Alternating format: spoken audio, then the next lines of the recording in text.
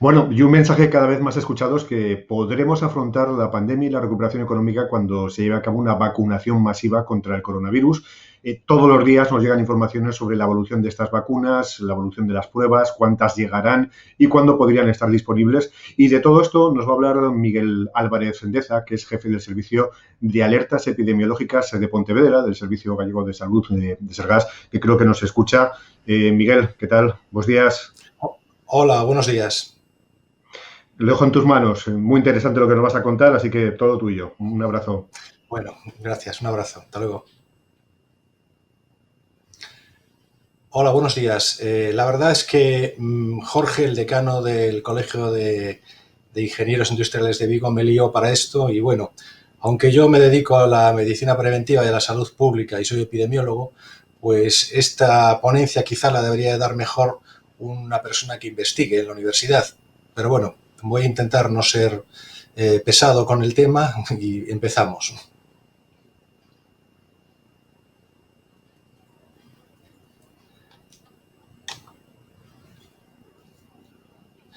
La situación actual a día de ayer es que en España tenemos más ya de 1 millón de casos confirmados de coronavirus, en Europa más de 7 millones y en el mundo más de 40 millones. Este virus tiene dos características, que es muy social y que le gusta también viajar con nosotros. El primer contagio por un coronavirus fue en China en el año 2002, que se llamaba el SARS-CoV, y a partir de ahí se propagó a más de 30 países, con más de 8.000 contagios y 774 muertes, la mayoría en China. Después, en el 2012, identificamos el síndrome respiratorio de Oriente Medio, el MERS, en Arabia Saudita. Y desde ese año se han notificado casos en 27 países. El coronavirus es un virus que tiene un reservorio animal, que generalmente es el murciélago, y que necesita otro animal intermedio para llegar a infectar al ser humano. En el caso del SARS-CoV primero, en el 2002, fue la civeta. En el caso del MERS se identificó al dromedario. Y en el coronavirus actual, el SARS-CoV-2, el animal intermedio no está muy claro y se sigue dudando de si fue el pangolín o no. Los coronavirus humanos se identificaron ya en los años 60 en pacientes con un resfriado común. De hecho, el 15% de los virus del resfriado común son coronavirus humanos comunes, el 229F o el NL63.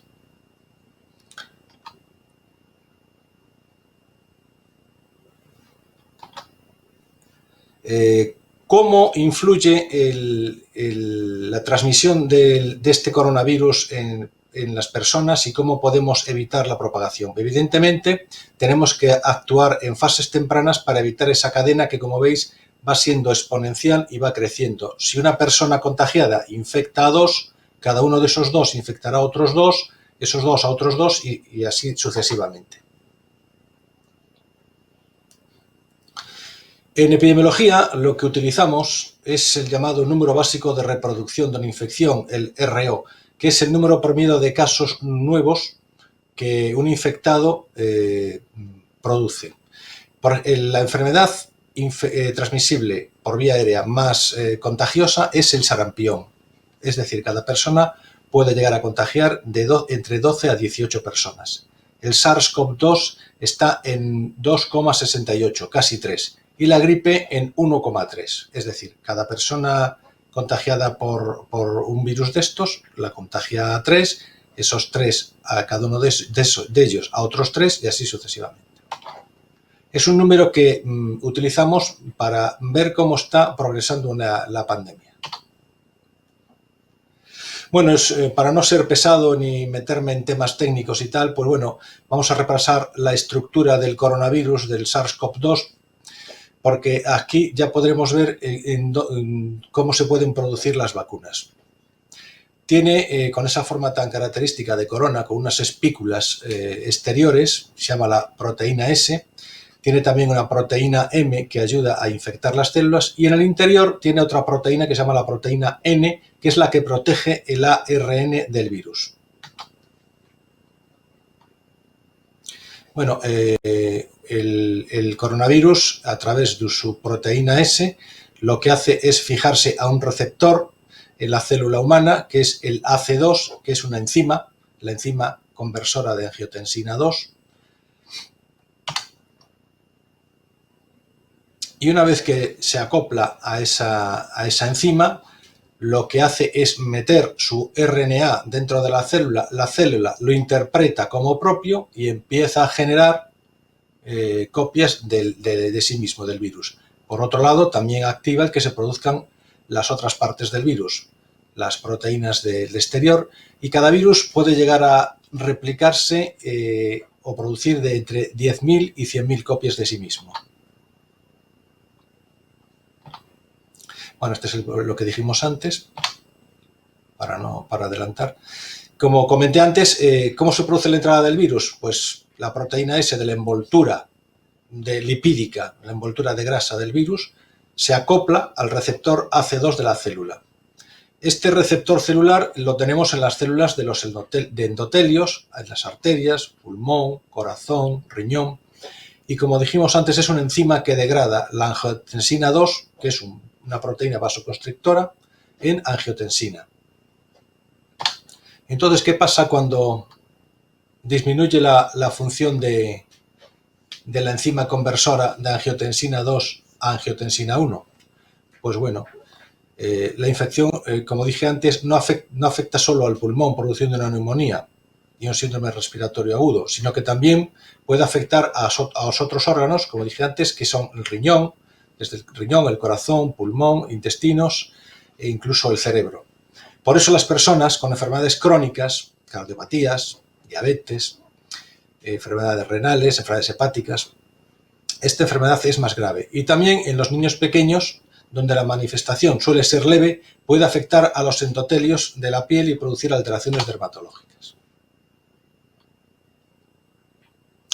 Una infección viral, del tipo que sea, lo que pone en marcha es nuestro sistema inmune, ¿no? Activa nuestras defensas. Y durante los primeros días hay una respuesta equilibrada, se activan los macrófagos, que lo que hacen es engullir al virus, se activan los linfocitos B, que se transforman en células plasmáticas, producen anticuerpos, los linfocitos T también se transforman en células capaces de reconocer y destruir las células, y así sucesivamente.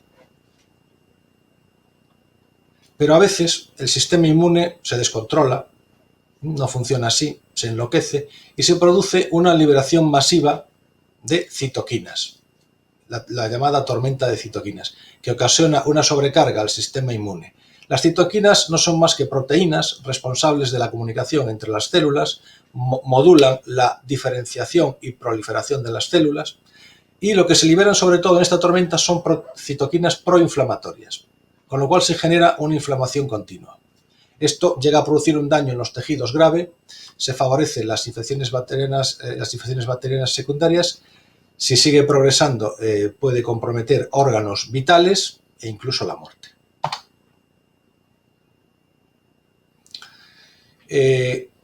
Yo no sé si estáis viendo las diapositivas completas, yo no las estoy viendo en la pantalla. Este efecto sobre el sistema inmune podría explicar también por qué los niños son más resistentes, ¿no? Los niños, por un lado, los estamos sometiendo con el calendario de vacunación infantil a estímulos del sistema inmune, con todas las vacunas del calendario, y parece ser que el virus lo que necesita es un sistema más maduro. Y otra hipótesis que se ha sugerido es que lo de los niños vacunados repetidamente, como dije antes, pueden ser más resistentes a la infección.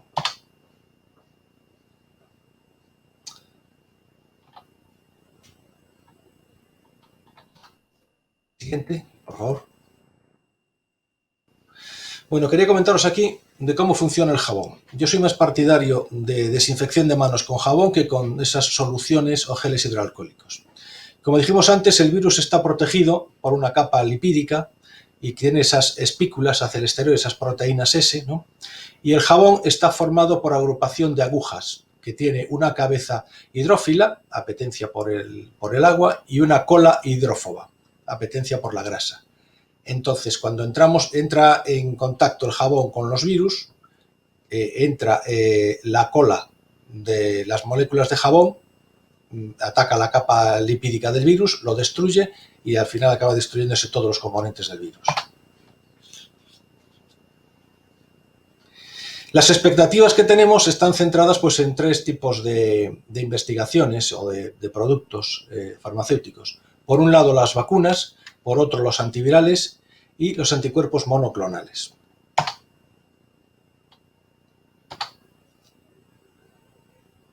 ¿Qué es una vacuna? Una vacuna, sí, en términos generales, consiste en introducir en el cuerpo humano un agente para que el cuerpo lo reconozca y genere anticuerpos contra él. Actualmente se están desarrollando más de 169 vacunas candidatas contra el SARS-CoV-2. Y claro, ¿cuáles son las etapas del desarrollo de una vacuna? Pues digamos que hay primero una fase 0, después hay 3 fases clínicas y una cuarta fase que es cuando ya la vacuna se ha comercializado. La fase 0 es la que se hace ensayos preclínicos en modelos animales. La fase 1 se aplica la vacuna en grupos pequeños de personas, entre 20 a 100. La fase 2 en grupos ya mayores, hasta que de 500 personas.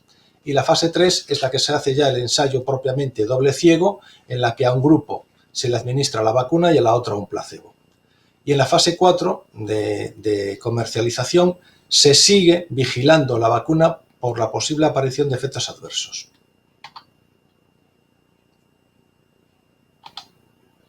La vacuna actual que tenemos en Galicia, perdón, la anterior es la vacuna actual que tenemos en Galicia la llamamos Sentidiño y se compone de 3 partes: mascarilla, distancia de seguridad e higiene de manos.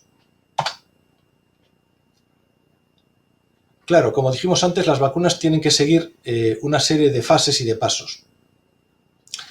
Normalmente una vacuna, por término medio, se tarda en desarrollar 10 años. A veces han desarrollado vacunas a los 4 o 5 años. Y aquí estamos en una carrera, a ver si la conseguimos entre 1 y 2 años.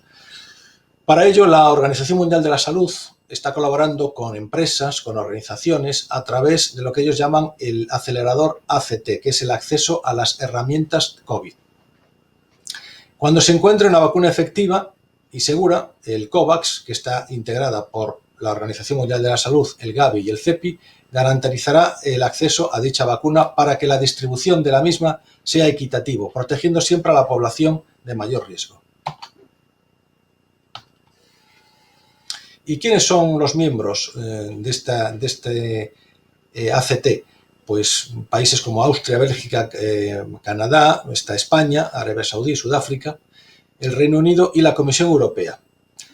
Y las organizaciones de salud que participan son la Fundación Bill y Melinda Gates, la Coalición para la Prevención de Enfermedades, etc.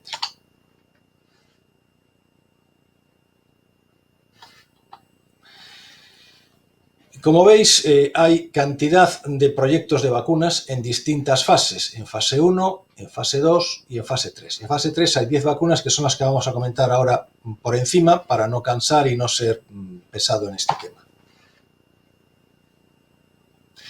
La Organización Mundial de la Salud, a fecha 19 de octubre, pues bueno, ha puesto este cuadro con todas las vacunas que están en fase 3, en ensayo clínico ya con grupo Diana y grupo placebo.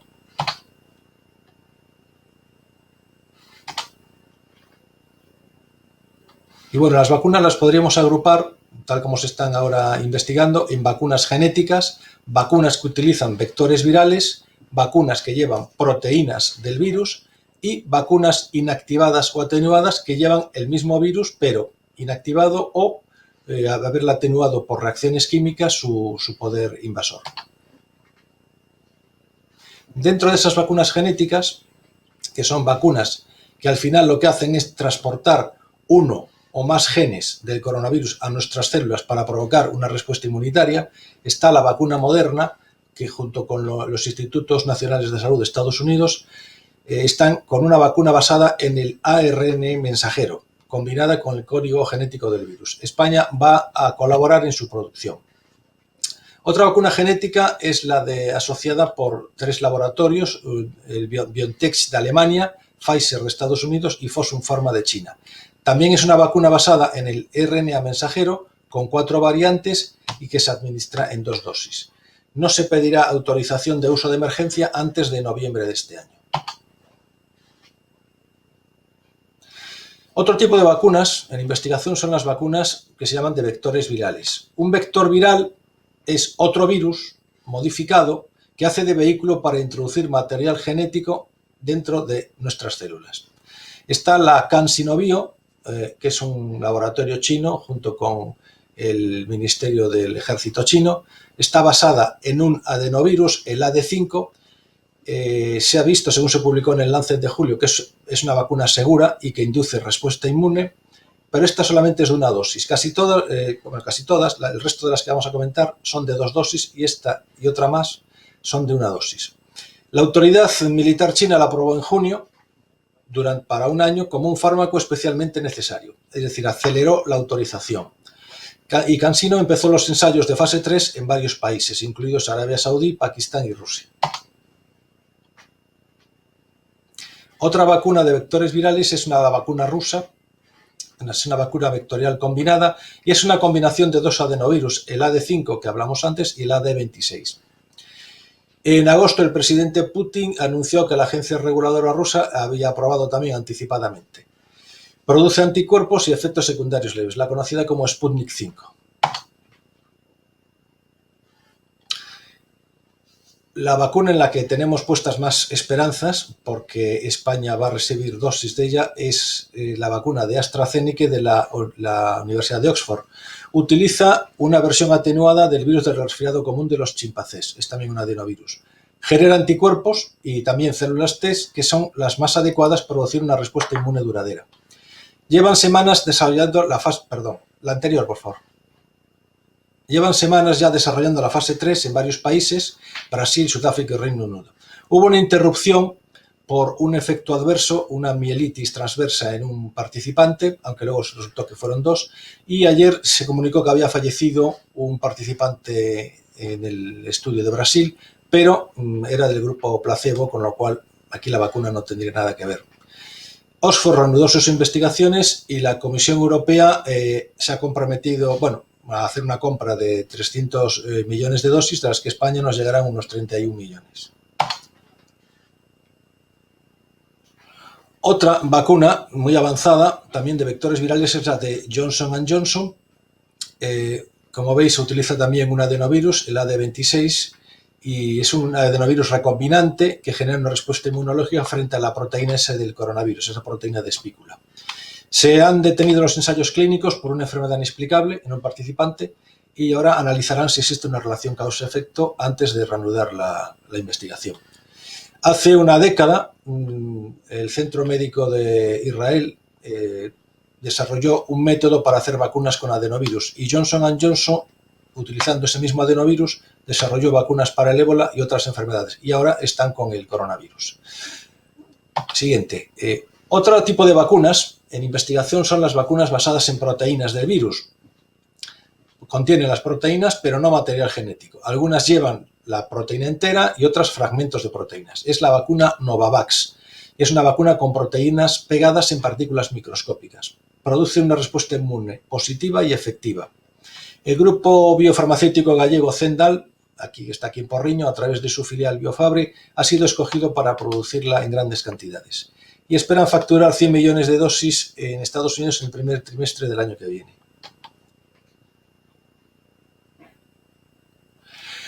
Y el último grupo de vacunas son las llamadas vacunas inactivadas o atenuadas. Son chinas, hay 2 proyectos independientes entre sí, se basan en virus inactivados. Ya empezaron la fase 3 en Emiratos Árabes Unidos en julio y en Perú y Marruecos en agosto. En septiembre los Emiratos Árabes Unidos aprobaron la emergencia de la vacuna para su uso en profesionales sanitarios. Esta es la otra vacuna que está desarrollada por el Instituto de Productos Biológicos de Pekín, y la otra era de Wuhan. Y otra vacuna, la anterior. La Sinovac es una vacuna de virus inactivos purificados, que utiliza también 2 dosis. Y hace semanas comenzó también la fase 3 y Brasil dio el visto bueno para probar la vacuna en sujetos. Se llamará Coronavac y está siendo administrada desde octubre en personas con trabajos de riesgo, incluidos profesionales sanitarios. Y bueno, también se están ensayando lo que podríamos llamar vacunas reutilizadas, o sea, vacunas que ya se usan para otras enfermedades y que también podrían proteger frente a la COVID-19. Es el caso de la BCG, ¿no? Estudios epidemiológicos han documentado que los países con vacunación obligatoria con BCG tienen menos incidencia de COVID-19 y el Instituto Murdoch en Australia está realizando un ensayo en fase 3. En España, bueno, pues en España tenemos 11 proyectos. Yo no las veo completas aquí, las diapositivas, no sé por qué. Entonces me faltan aquí proyectos. Uno de ellos son los del CSIC, del Centro Superior de Investigaciones Científicas, concretamente del Centro Nacional de Biotecnología. Mariano Esteban y Juan García Arriaza utilizan una cepa muy atenuada del virus Vaccinia de la familia del virus de la viruela como vector, ¿no? Como dijimos antes, es otro virus por el que introducimos fragmentos o material genético del coronavirus. Empezaron los ensayos ya preclínicos con animales y también va a ser de 2 dosis. Otra vacuna, también en el CSIC, es la que desarrolla Luis Enjuanes e Isabel Solá, y lo que están intentando desarrollar es una vacuna a partir de la reconstrucción genética del propio coronavirus, atenuando y eliminando los más virulentos, y la idea es que se administre por vía intranasal y no muscular como las anteriores, porque para que actúe directamente sobre las mucosas y bloqueando al virus. Otro grupo es la Covinanovax de la Universidad Ramon Llull, que también utiliza una vacuna de ARN mensajero. El consorcio formado por el Instituto de Investigación del SIDA, Iriscaixa y el Barcelona Supercomputing Center. La Universidad de Santiago de Compostela también coordina el proyecto de 2 vacunas, el primero de ellos también basada en ARN mensajero. Siguiente. El Centro Singular de Investigación en Química Biológica y Materiales Moleculares, el CICUS, también está investigando vacuna. La Fundación Miguel Servet, en Navarra Biomed, lideran el desarrollo de una plataforma de vacunas contra el SARS-CoV-2. Tiene 2 proyectos en marcha. El Instituto Nacional de Investigación y Tecnología Agraria Alimentaria, el INIA, un proyecto liderado por Rafael Blasco, que es muy similar al del equipo de Esteban y Arriaza. El objetivo es utilizar un vector atenuado, derivado también de la vacuna de la viruela, para insertar 2 genes del coronavirus y obtener una respuesta completa. La Universidad de Zaragoza también está trabajando en una vacuna basada en la de la tuberculosis, la llamada MTVAC. Está en fases preclínicas finales y ahora se está analizando su inmunidad específica.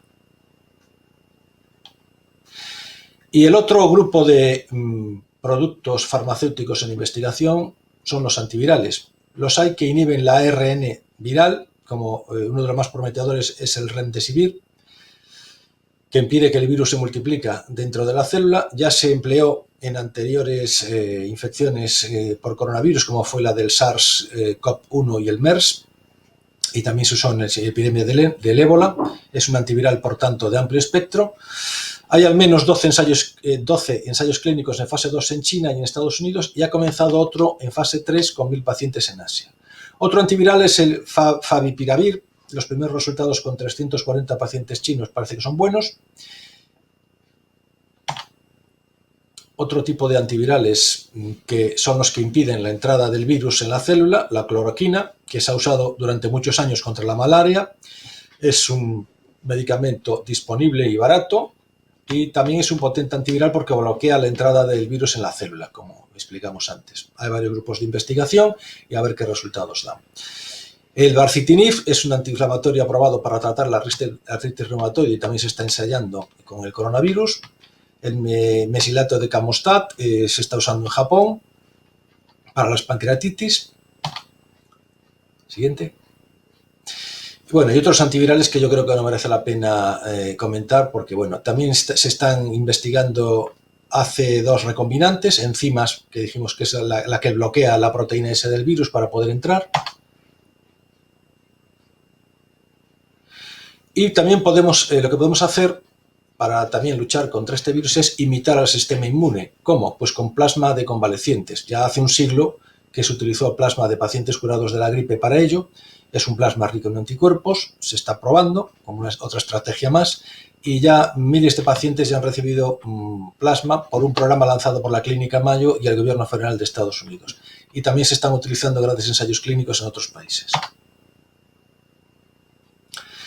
Otra terapia muy prometedora son los anticuerpos monoclonales. Se llaman así porque son idénticos, están producidos por un solo tipo de célula del sistema inmune, los linfocitos B. Por lo tanto, tienen una especificidad única contra un determinado antígeno o una sustancia extraña del virus.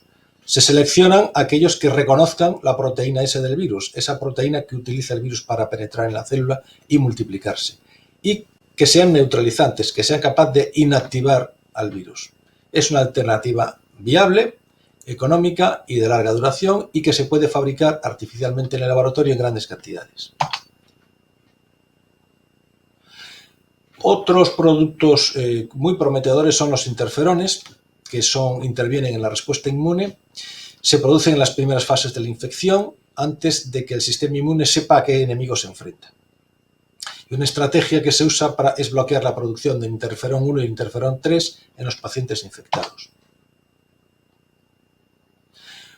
Un fármaco producido por Farmamar, una empresa gallega de aquí de Porriño, anunció que sus ensayos clínicos con Aplidin, la plidexina, que está sacada de unos túnidos marinos, habían logrado resultados positivos tanto en seguridad como en eficacia, al demostrar que se reducía la carga viral en los pacientes en los primeros días al inicio del tratamiento.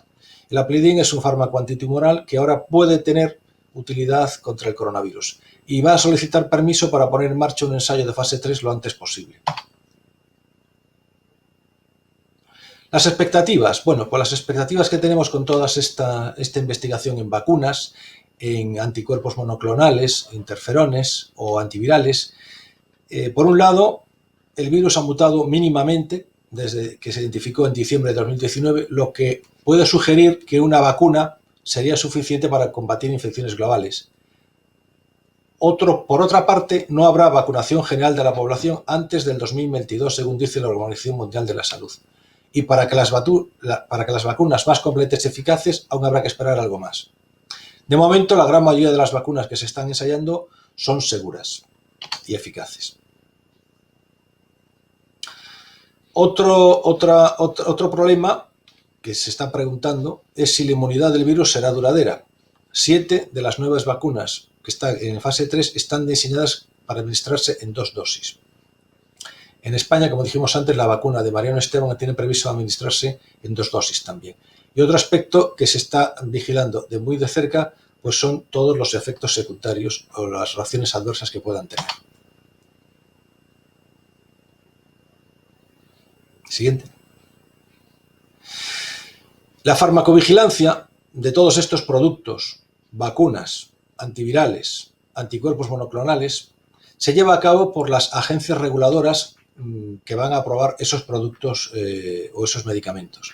Por un lado está la ECDC o la agencia, la EMA, la Agencia Europea del Medicamento, la FDA en Estados Unidos, la Organización de Alimentos y Medicamentos en América, y en España la Agencia Española de Medicamentos y Productos Sanitarios, la AMPS.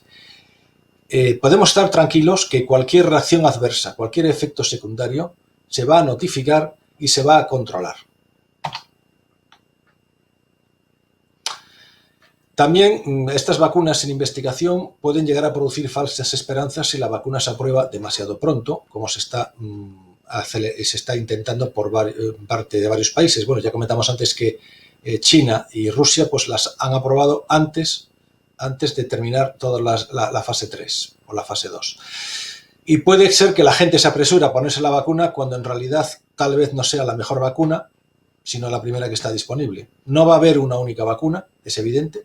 Va a haber varias vacunas, va a haber unas primeras vacunas que quizá no sirvan para todos, y quizá no sean todo lo efectivas que queremos. Y por otro lado, no queremos una vacuna que funcione a medias. Todas las que se están probando actualmente, como dije antes, son bastante seguras y probablemente no causen ningún daño al receptor.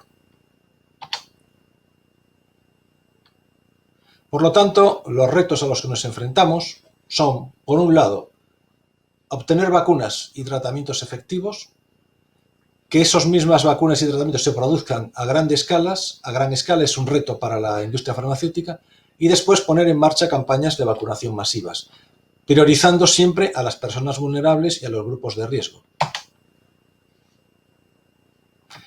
Salgamos de esto con sentidiño, como dice la Consellería de Sanidade de la Xunta de Galicia, y muchas gracias.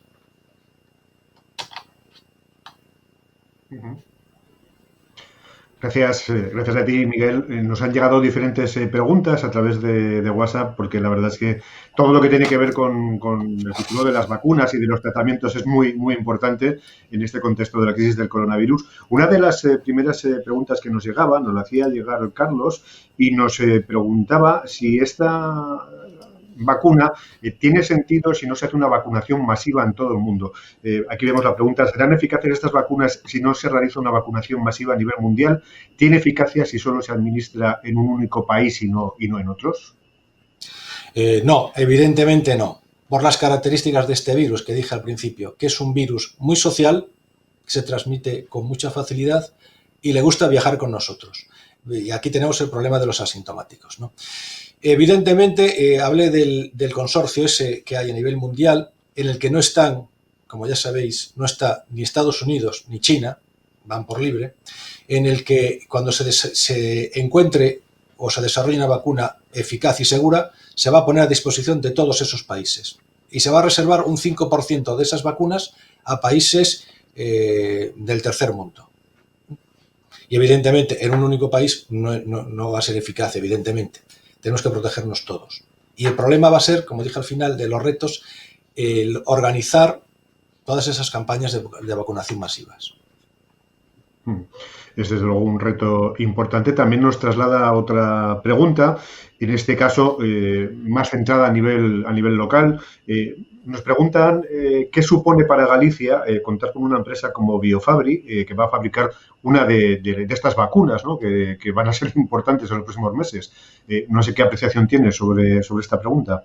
Nos la pregunta Isabel, sí. Pues hombre, yo creo que es un gran reto para la industria local, para Galicia. Va a fabricar el Novavax, como dije antes, a nivel mundial. Entonces, bueno, aparte de que ellos también están investigando y desarrollando fármacos antitumorales, ¿no? Como el Yondelis y, bueno, el Aplidin y más que hay por ahí. En cualquier caso, que se hable de Porriño, que se hable de Galicia a nivel mundial como uno de los centros de fabricación, bueno, es algo de lo que sentirnos orgullosos, ¿no? Sí, por supuesto, sí. Bueno, pues un poco, hemos estado hablando de vacunas, también lo has mencionado. Hay que fijarse también en los tratamientos, ¿no? Las vacunas va a haber que esperar, en los tratamientos se está trabajando. Yo creo que es algo también importante, ¿no? Todo lo que se está realizando de forma paralela, la vacuna llegará y los tratamientos, pues hay que seguir atinando para combatir hasta que llegue esa vacuna final, ¿no? Efectivamente. Y además, bueno, se está investigando combinando no solo un tratamiento, ¿no? Se está aplicando vacunas, se está usando antivirales, se están usando también anticuerpos monoclonales, se están usando interferones. Bueno, es un poco el cóctel este que le dieron al presidente Trump, ¿no? Que le dieron un cóctel de productos todavía en fase experimental. Claro, esa es una de las preguntas que se hacen, ¿no? Estos tratamientos experimentales está claro que tienen que ser testados, que tienen que ser probados. No sé si es mucho riesgo o no, pues realizar un tratamiento de este tipo a un personaje de la entidad de un presidente de una nación como Estados Unidos, ¿no? Bueno, pero ya sabemos qué clase de personaje es, como has dicho, es un personaje. No usa mascarilla, no cree en la mascarilla. Y bueno, la mascarilla probablemente, y eso esperamos, vamos, en epidemiología, estamos ahora entrando con la campaña de vacunación antigripal, todavía no circula el virus de la gripe, pero bueno, el mes que viene probablemente sí. Esperemos que la mascarilla tenga el efecto de variolización, es decir, que no solo nos impida la transmisión del coronavirus, sino impedir también la transmisión del virus de la gripe. Así se constató en el hemisferio sur, que ahora están entrando en la primavera, que no han tenido prácticamente casos de gripe en Australia y en Nueva Zelanda. Entonces, bueno, no hay mal que por bien no venga, ¿no? a ver si es así y todo lo que tiene que ver con la gripe, pues no se complica, no complica esta situación, ¿no? Ya nos están diciendo que es importante vacunarse contra la gripe para que ambas enfermedades intenten no convivir, aunque como comentabas, el hecho de utilizar la mascarilla en nuestro día a día, pues de alguna manera también puede frenar la mascarilla y obviamente la higiene de las manos, que desde hace muchos meses yo creo que todos tenemos en la conciencia que hay que seguir practicando, ¿no? Limpiarnos las manos, higienizarnos, protegernos e intentar cuidarnos a nosotros y también cuidarnos a todos los demás, que es lo importante ahora mismo, ¿no? En este contexto. Sí, efectivamente, protegernos a nosotros mismos y proteger a los demás. Ese es el tema. Y la responsabilidad individual. Bueno, pues ahí queda el mensaje. Miguel, te agradecemos mucho que nos hayas acercado toda esa información. La verdad es que es una información muy completa la que nos has mostrado. Me imagino que te lleva mucho trabajo recopilar el día a día, ¿no? Porque yo mismo como periodista Sí. es complicado estar al día de todo lo que se está haciendo en el ámbito de la vacunación, ¿no? Decías, la última noticia es esa persona que ha fallecido en Brasil, aunque al final pues parece que era uno de los sujetos de placebo. Son un montón de noticias las que nos llegan y es muy difícil tener estructurada la información y saber a qué atenernos, ¿no? Sí, aparte de pandemia, también tenemos la infodemia, ¿no? El exceso Sí. de datos, de información, y hay que saber cribar y filtrar lo que realmente es veraz o no. ¿Vosotros los profesionales tenéis algún tipo de herramienta a través de la cual poder filtrar esa información o hacéis como el resto o escucháis los medios de comunicación? Pues sinceramente, el volumen de correos que recibimos diariamente en el servicio de alertas epidemiológicas, el volumen de llamadas que tenemos, sobre todo ahora de centros escolares, ¿no? Que se detectan casos en alumnos o profesores, de verdad a mí me impide estar totalmente al día.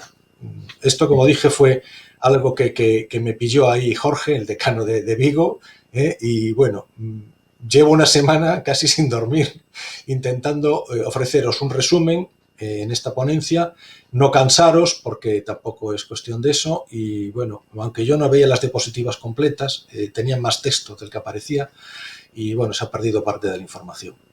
Pero sí, yo de verdad, yo sinceramente no doy, no me da la vida, como decía aquella niña. Lo sabemos y te agradecemos muchísimo que hayas compartido este buen rato con nosotros, que hayas recopilado esa información, que sabemos también que te ha llevado mucho tiempo hacerlo, que desde luego es una información que me consta que muchas de las personas que nos están viendo, nos están siguiendo, le ha resultado de interés, a pesar de que efectivamente algunas diapositivas no se veían de forma completa, pero sí que te hemos podido escuchar a ti completarlas, así que eso es algo que tenemos por delante.